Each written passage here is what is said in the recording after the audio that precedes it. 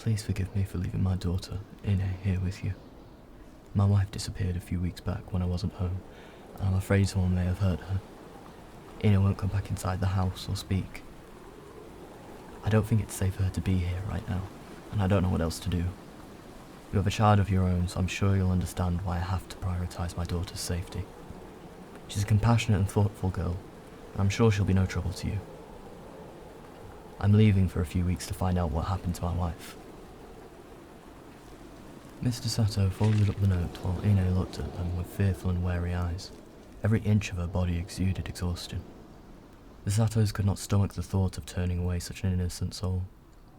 Once Ine was seated comfortably inside with a warm drink, the tension seemed to ebb away. Mrs. Sato went off to draw her a bath, while Mr. Sato got another plate ready at the table. She seemed very withdrawn at first, but after freshening up and settling in over the next hour or so, she warmed up to the toddler. A smile even lit up Ine's meek, cherubic face as they were playing a game of peekaboo. When dinner was served, Mrs. Sato noticed that Ine barely touched her food. Poor girl. This must be such a difficult and traumatic time for her, she thought. A few hours later, the children were both fast asleep under the kotatsu table in the living room. After returning from an errand on their farm, Mrs. Sato was anxious to get back indoors. Outside, the evening March air held a piercing chill. Honey, did you hear me? Mr. Sato turned to meet his wife's eyes from hanging his coat. We're keeping her. 4 months had passed since Ine last saw her father. The sun shone white against the clear blue sky. Rhythmic calls of cicadas and the intermittent melody of wind chimes created a silent harmony. These were some of the things Ine loved about summer, but something about experiencing the echo of warm nostalgia in her family's absence only served to leave it feeling hollow and fettered. The child crawled towards Ine, jolting her back to reality. She smiled at him and put him on her lap. He giggled and reached out to touch her face, and her heart almost leaped into her throat as she swatted the toddler's hand away, quickly putting him down. The baby scrunched up his little face, quivered his lips, and wailed. Oh no! He must be hungry! Mrs. Sato exclaimed as she hurried over to where they were sitting and took him inside. Ine did not move an inch. She bit back welling tears as a cold and grotesquely familiar feeling flooded down her neck and trickled to the goosebumps along her arms like tiny needles under the skin. Don't you want to play with the baby, Ine? The thought mocked. It wasn't her own. It sounded like dozens of people, in fact. Children, men, women. A listless and songless choir of the devoured. The emotion behind it was incomprehensible among its mass, but there were notes of panicked mumbles and distant wails which disturbed Ine the most. Ine never knew when she would hear from them, only that they intended to do her harm. She wanted desperately to tell, to warn people about it, but by some innate sense, she knew that the more she spoke aloud, the more material she gave it to rehearse her voice, the more seamless the differences became, and the more of her they would absorb. Afternoon rolled by, and the toddler was fast asleep in the nursery. Mr. Sato had just come back from tending to their farm, and sat down by the table. With a rag cloth, he patted the sweat from his face. Darling, have we had any news back from Ine's father yet? Ine brought plates in while Mr. Sato placed the food on the table. Not yet. She sighed, and gave the girl a sympathetic glance. Mr. Sato reassuringly nodded and smiled at Ine.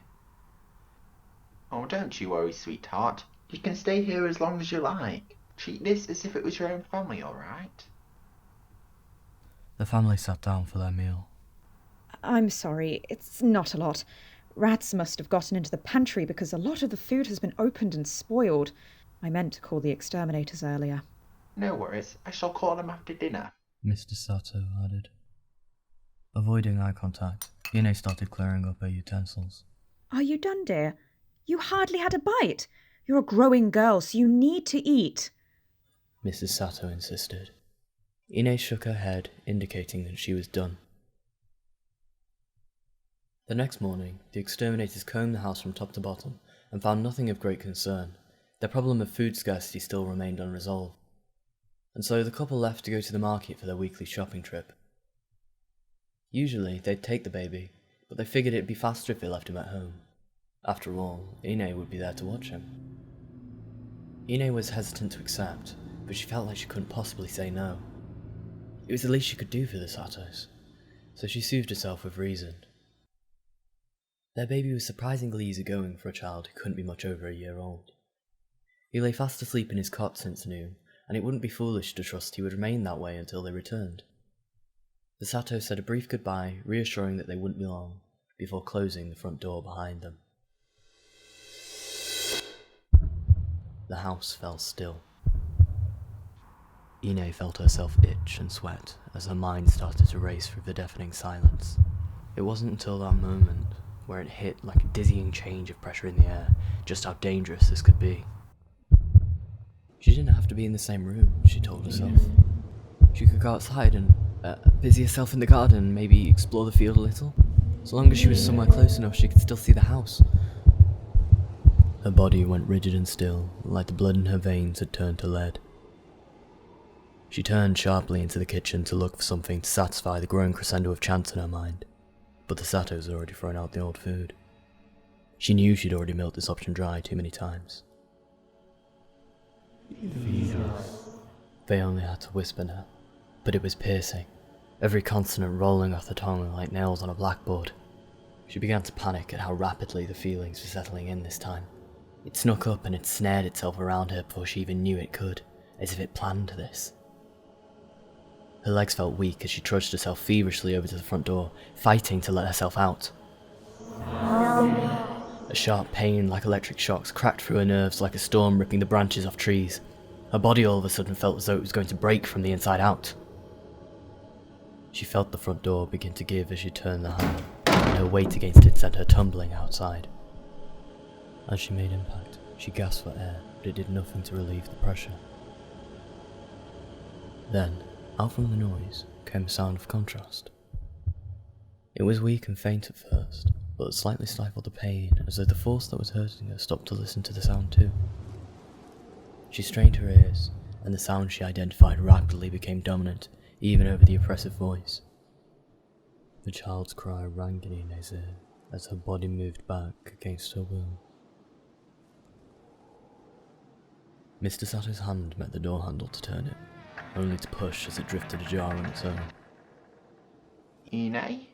He called warily, certain he'd shut it before they left. Only the hostile silence of the house answered. Maybe they're asleep upstairs, Mrs. Sato suggested, taking the lead through the corridor. Their footsteps started slow at first, before readily increasing in speed, matching their heartbeats. As she made her way to the top of the stairs, there was a sound of distant dripping, like the gentle rain after a violent thunderstorm. It made her think briefly to check the bathroom faucet, only to be brazenly ripped from that thought by the lurid reality that forced itself to be seen.